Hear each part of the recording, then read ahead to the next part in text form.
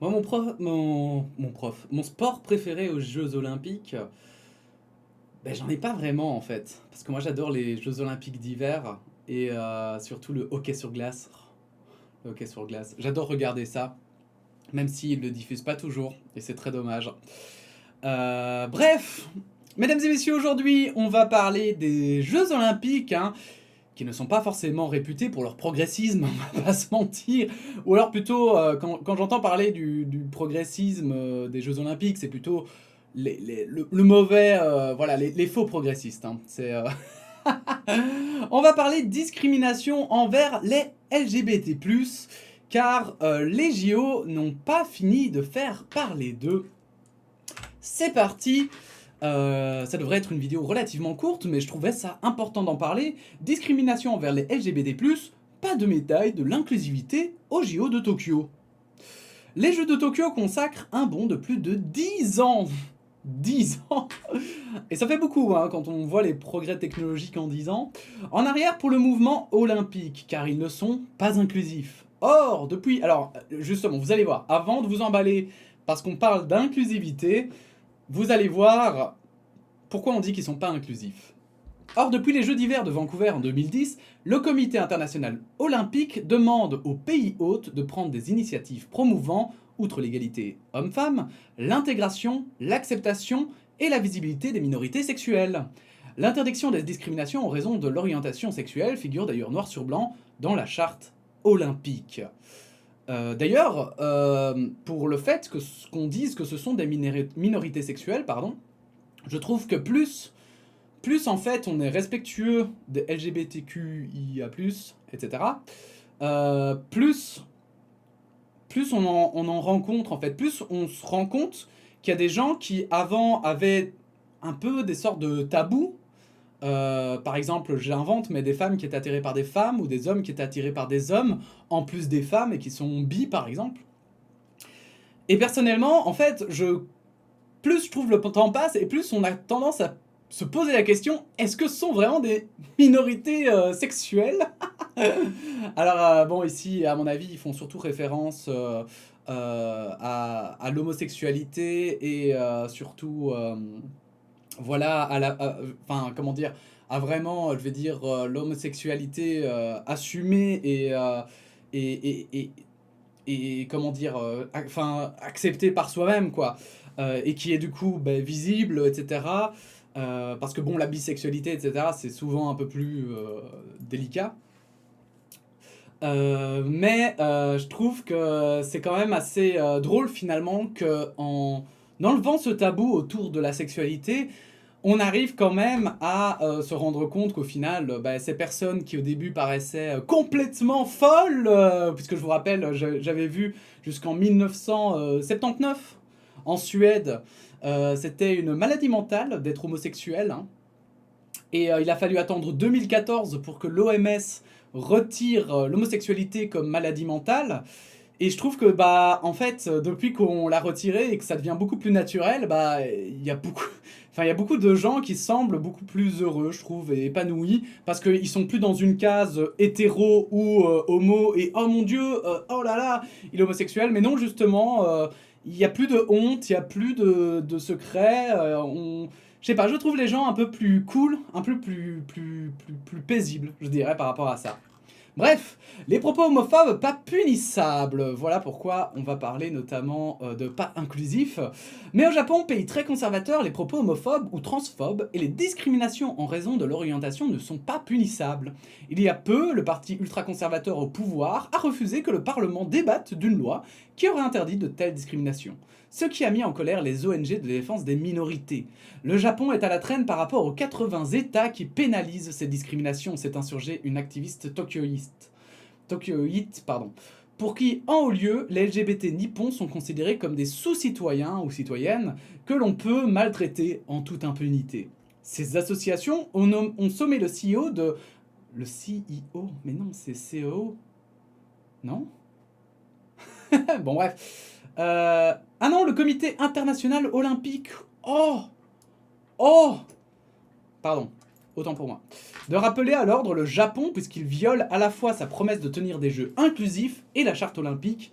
Aucune réaction à Lausanne, où l'on ne s'est pas étendu non plus sur le fait que le pays hôte des JO de Tokyo, supposé inclusif, est le seul État membre du G7 qui réserve toujours le mariage aux couples hétérosexuels.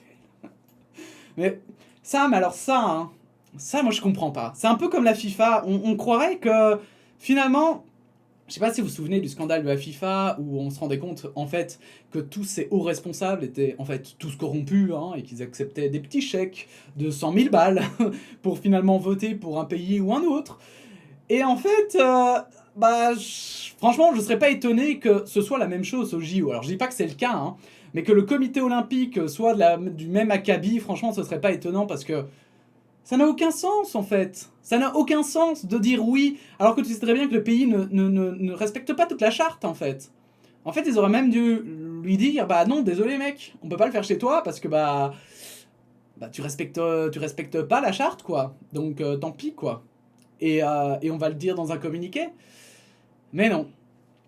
Mais non, mais non. C'est très triste. C'est très triste. Et en fait, ce que je trouve aussi amusant avec ce truc, c'est que au Japon, pourtant, dans les animés, etc., ils n'ont pas peur de mettre des personnes où la sexualité est hyper ambiguë, où tu sais pas trop si t'as un mec ou une fille, ou inversement, si t'as une fille, si c'est pas un mec. Et je trouvais ça cool, moi, quand j'ai regardé notamment, en ce moment, je suis un peu, depuis 1 ou 2 ans, je regarde beaucoup d'animés. Et je trouve ça vraiment dommage, en fait, que pourtant dans la culture, ils sont plus respectueux dans la culture, finalement, que dans la réalité, quoi. C'est un peu triste, mais bon. Ce qui pose des problèmes très concrets à des millions de LGBT. Je vis avec mon amie depuis des années, mais si elle décède, sa famille héritera de tous ses biens. Notre couple n'étant pas reconnu, je ne pourrai pas prétendre à sa succession, témoigne une quadragénaire. Je ne suis pas non plus autorisé à aller chercher sa fille à l'école. Comme notre famille n'existe pas au regard de la loi, on juge que je n'ai aucun lien avec sa mère, donc avec cet enfant. C'est tellement dur, putain c'est tellement hardcore. Autre cas, celui de ce sexagénaire dont la campagne est actuellement hospitalisée dans un état grave. Je ne peux pas être à son chevet car les visites sont réservées à la famille, dont je ne fais pas partie officiellement. Je connais ses choix en termes de fin de vie, mais si son pronostic vital vient à être engagé, je n'aurai pas voix au chapitre. Les médecins ne demanderont pas mon avis. Ah là là, c'est tellement... finalement, le mariage, comme ça, enfin, ou le fait de se paxer ou quoi que ce soit, ça paraît hyper anodin. Enfin, moi, ça m'avait toujours paru quelque chose un peu... ok, c'est un contrat, mais c'est surtout pour la symbolique, pour moi, qu'on le faisait.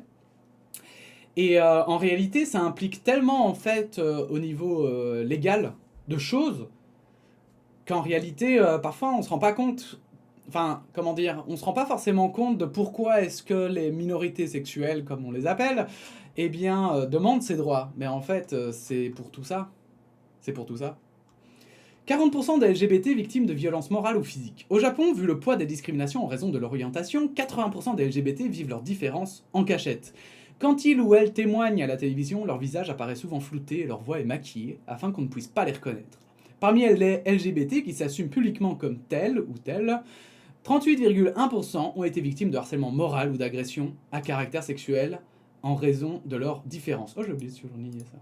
Et si 70% des Japonais se déclarent favorables au mariage pour tous, seuls 23% des parents disent qu'ils vivraient bien le fait que leur propre enfant soit homosexuel ou transgenre.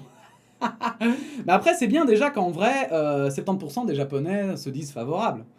Ça, en vrai, c'est déjà cool. Ça montre aussi qu'il y a quand même un décalage entre ce que le gouvernement propose et ce que la population désire. Maintenant, 23% des parents, bon... Après, enfin, je sais pas. Moi, dans ce sens-là, je le verrais plutôt comme un espèce de normal... Enfin, une certaine évolution qui doit apparaître. Et pour que cette évolution apparaisse, justement, il faut permettre permettre à ces personnes en fait de se rendre compte et de s'informer, parce que souvent c'est quand on a peur de quelque chose qu'on le condamne, qu'on pense qu'on croit des choses, ça devient des croyances en fait. Et surtout vis-à-vis de l'homosexualité, où pendant très longtemps, comme je le dis, on a présenté ça comme une maladie mentale, et ce qui est horrible d'ailleurs. Et en fait, c'était clairement un manque de connaissances, et je pense qu'aujourd'hui, en tout cas en Occident, on a quand même on est beaucoup mieux informés, malgré, je pense, une minorité, même s'ils font des espèces de coups d'éclat, la manif pour tous, etc. Je pense que malgré tout, ça reste une minorité de personnes qui en ont quelque chose à faire, quoi. Et en vrai, moi, je trouve aussi, je vais être totalement transparent et honnête là-dessus, mais je trouve que c'est même une perte de temps, en fait. Enfin, je trouve que c'est tellement une perte de temps de débattre là-dessus, enfin, d'être contre, en fait. C'est que pour moi, il y a vraiment... Enfin, c'est que t'as vraiment rien d'autre à faire, vraiment. C'est... je veux dire, ça t'impacte pas, ça impacte personne d'autre, c'est des choses qui, la plupart du temps, se déroulent en privé. Ou alors, c'est... Enfin, tu vois, mais moi, si demain, je m'habille en carotte et que je vais me promener dans la rue avec un costume de carotte, si tu trouves que c'est nul et que j'ai l'air d'un gros con, ben c'est tant pis pour ma gueule. Ça ne va pas t'impacter, quoi. Si ce n'est que tu vas peut-être rire, quoi. Bref, voilà, parfois c'est des trucs comme ça où je me dis, mais comment ça se fait qu'il y a des gens qui ont encore du temps de penser à ce genre de trucs, alors qu'aujourd'hui il y a tellement à faire sur à d'autres niveaux. Enfin bon, bref, voilà un petit peu pour le sujet. N'hésitez pas à donner votre opinion en commentaire comme d'habitude. N'hésitez pas à liker la vidéo, à la partager, à vous abonner. Et sinon, on se dit à bientôt pour de nouvelles actualités. Voilà, la bise.